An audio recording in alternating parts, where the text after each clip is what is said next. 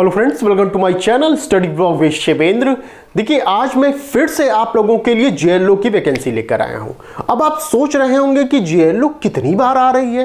तो जेएलओ देखिए हर जगह अलग अलग डिपार्टमेंट में आती है। अभी आपने देखा होगा एक जेएलओ आरपीएससी में, देखिए ध्यान दीजिए, जैसे एक जेएलओ आपने देखा आरपीएससी में, ठीक है, जो 9 अगस्त आपकी डेट थी, राजस्थान के द्वारा जो अनाउंस की गई है। लास्ट डेट आपके फॉर्म भरने की 9 अगस्त थी, ठीक है। उसको आप देख रहे हैं। जो जेएलओ की तैयारी अभी आप कर रहे होंगे उसकी बात मैं कर रहा हूं। दूसरा आपने देखा होगा, अभी हमने आपको हाल ही में बताया था हाउसिंग बोर्ड का, ठीक है, ये हाउसिंग बोर्ड के अंतर्गत आई थी वैकेंसी। तो ये 2 वैकेंसी ऑलरेडी मैं बता चुका हूं, एक आरपीएससी में और दूसरी हाउसिंग बोर्ड में भी आपकी जेएलओ की वैकेंसी आई थी। इसकी भी वीडियो मैंने ऑलरेडी बना रखा है यूट्यूब पर।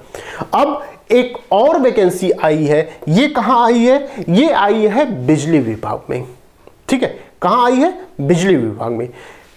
किसके तहत आ रही है? देखिए, अब ये जेएलओ की वैकेंसी जो है ये राजस्थान राज्य विद्युत उत्पादन निगम लिमिटेड के द्वारा ये जारी की जा रही है। अब इस बिजली विभाग के द्वारा कई पद निकाले गए हैं, सिर्फ जेएलओ ही नहीं है। जेएलओ तो एक पद है आपका, इसमें कई पद निकाले गए हैं और टोटल संख्या अगर मैं बता दूं आपसे तो ये 3000 प्लस आपके क्या है, ये आपकी वैकेंसी निकाली गई है। किसके द्वारा? ये आपके विद्युत विभाग के द्वारा निकाली गई है। अब जो 3000 से ज्यादा पद हैं, इसमें कई तरह के पद हैं। जैसे जेएलओ तो एक पद हो गया, इसमें भी कई तरह के पद हैं। एक जैसे मान लीजिए आप जेएलओ हो गया, पर्सनल असिस्टेंट हो गया, और भी कई तरह के पद निकाले गए हैं और हर डिपार्टमेंट पे अलग अलग वैकेंसियां निकाली गई हैं। इसमें से एक आता है पर्सनल असिस्टेंट। ये भी आपके लॉ वालों के लिए है, लेकिन इसका जिक्र हम यहां पर नहीं कर रहे हैं। इसलिए नहीं कर रहे हैं क्योंकि इसका सिलेबस जो है वो थोड़ा सा लेंदी है, इसलिए मैं यहां पे नहीं बता रहा हूं उसको। 4 वैकेंसी उसमें निकली है पर्सनल असिस्टेंट में।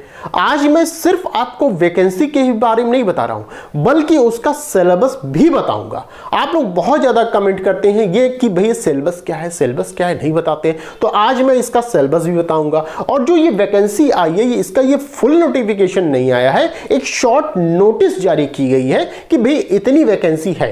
अभी इसका फुल नोटिफिकेशन आना बाकी है, अभी इसका फॉर्म भराना भी बाकी है। तो इसका भी जब फुल नोटिफिकेशन आएगा जिसमें यह बताया जाएगा कि फॉर्म कब से आपका स्टार्ट हो रहा है, लास्ट डेट क्या है, तो उसकी अलग से मैं वीडियो बनाकर आपको बता दूंगा जब ये आएगा, ठीक है। तो अभी शॉर्ट नोटिस है, मतलब बता दिया जा रहा है कि आप लोग आगाह रहिए, मतलब सचेत रहिए, ठीक है।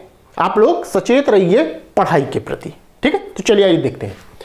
तो हमने क्या बताया, एक तो जेएलओ हो गया, दूसरा हो गया पर्सनल असिस्टेंट। पर्सनल असिस्टेंट की बात मैं नहीं करता, 4 वैकेंसी उसमें आई है, मैं जेएलओ की बात करता हूं, ठीक है। तो इसकी बात हम करते हैं। तो टोटल वैकेंसी आपकी जेएलओ में कितनी आई है? 16 वैकेंसी निकाली गई है, ठीक है। 16 वैकेंसी निकाली गई है। अब देखिए, इसमें हम लोग बात करेंगे ये सिलेबस की कि आखिर सिलेबस क्या है। आपका जो जेएलओ का एग्जाम अभी होने वाला है, संभावित जो है अक्टूबर में, जो जेएलओ की प्रिपरेशन आप कर रहे होंगे, उसी से मिलता जुलता पूरा सिलेबस इसमें भी है। चलिए देखते हैं। ये 2 पार्ट में है, part A, part B. Part A में 60% वेटेज है, जबकि पार्ट बी में 40% वेटेज है, ठीक है। 60% अर्थात पार्ट ए में 60% जो वेटेज है, इसमें क्या क्या पढ़ना है आपको, ये ध्यान दीजिएगा।